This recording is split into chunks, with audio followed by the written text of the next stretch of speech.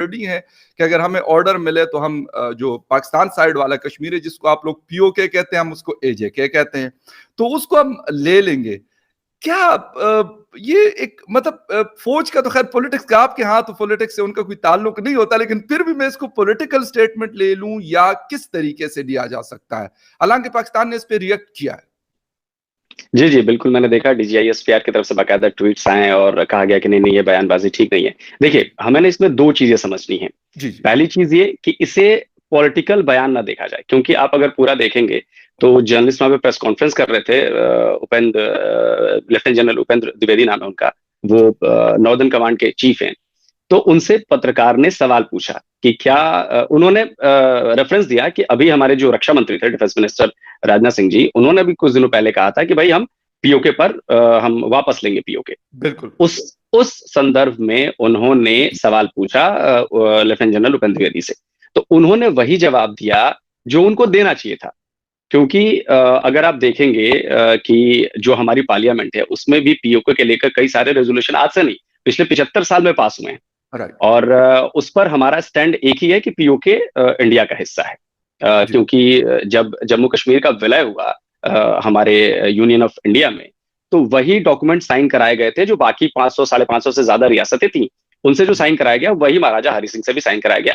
तो लीगली जो है ये इंडिया का हिस्सा है। और चूंकि फिर लड़ाई हो गई, आपको तो पता ही है कि जो पहली लड़ाई थी वही हुई कश्मीर को लेकर, और पाकिस्तान बनने के मुझे लगता है कि 4-6 महीने बाद ही लड़ाई शुरू हुई थी। तो 48 उसमें हुआ जी 48 में। तो फिर दोनों सेनाएं लड़ी, वहां से श्रीनगर तक जो कबायली थे वो आए, कुछ सिविल में थे आपके पाकिस्तानी सेना के, वो आए, लड़ाई हुई, फिर चलता रहा, फिर पाकिस्तानी सेना को पीछे धकेलना शुरू किया गया, फिर वो मुजफ्फराबाद तक पहुंचे, फिर यूएन में मामला चला गया, फिर वो तो आपको पता ही है, फिर वो सीज फायर लाइन हो गई और वो अब जो एलओसी कही जाती है। तो जो इंडिया का स्टैंड है वो 75 साल से, जब से ये डिस्प्यूट शुरू हुआ है तब से स्टैंड एक ही है कि पीओके हमारा है। तो अगर लेफ्टिनेंट जनरल उपेंद्र द्विवेदी ने कोई बयान दिया, वो भी सवाल पूछने पर, तो इसे पॉलिटिकल न लिया जाए, क्योंकि अगर टेक बैक करना है तो वो सेना को ही करना है, क्योंकि ऐसे तो टेक बैक होगा नहीं। तो अगर ऐसी किसी कार्रवाई को लेकर आप सेना के किसी जनरल से ऐसे सवाल पूछोगे तो वो क्या जवाब देगा कि नहीं जी हम नहीं करेंगे? वो तो बोलेगा कि वही करेंगे जो स्टैंड सरकार का है, जो स्टैंड हमारी पार्लियामेंट का है, वही स्टैंड वो रिप्रेजेंट करेंगे वहां पे। तो उन्होंने उसी स्टैंड को रिप्रेजेंट किया, क्योंकि लीगली जम्मू कश्मीर जो है वो दस्तखत है महाराजा के, वो कागज इंडिया के पास है।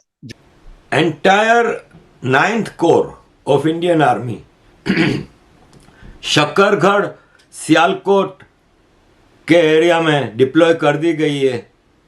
मेजर ट्रेनिंग वहां पे जारी है और एक ऑफेंसिव मेजर ट्रेनिंग एक्सरसाइज दिसंबर में शुरू होने वाली है।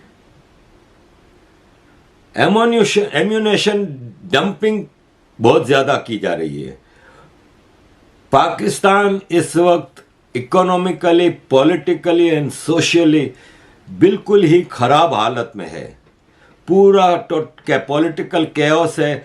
आर्मी के खिलाफ खूब एक प्रोपेगेंडा हो रहा है, पब्लिक आर्मी के खिलाफ होती जा रही है, और ऐसे में भारत के लिए बड़ा आसान होगा पाकिस्तान के अंदर घुसना। इंडियन आर्मी के बयानात और पॉलिटिकल लीडरशिप के बयानात भी ये बता रहे हैं कि ये एक बहुत बड़ी जंग की तैयारी करके बैठे हुए हैं और 1500 किलोमीटर के जो फ्रंट है ना वो खोलने को बैठे हैं, जिसमें पूरा पीओके, गिलगित बल्तिस्तान, पंजाब, राजस्थान, हर जगह पे भारत अपनी पूरी तैयारी करके बैठा है। पाकिस्तान में अवाम और पॉलिटिशियंस इस वक्त आर्मी के खिलाफ आगे पीछे लगे हुए हैं। इनको अंदाज़ा ही नहीं कि भारत ने कितनी बड़ी तैयारी की है, और इस तैयारी को देख के ऐसा लगता है, और पाकिस्तान की हालत देख के ऐसा लगता है कि 71 की जंग में तो पाकिस्तान ने फिर कुछ दिन मुकाबला कर लिया था, यहाँ शायद कुछ घंटों में चीज़ें कंट्रोल। पॉलिटिकल कैपिटल नहीं, पॉलिटिकल इक्विटी नहीं होती, क्योंकि खान साहब का बहुत सख्त स्टैंड है इंडिया के बारे में, तो वो डर जाते हैं फिर। हालांकि इस वक्त इनको चाहिए था कि ट्रेड के लिए बॉर्डर साफ करते, ट्रेड शुरू करते।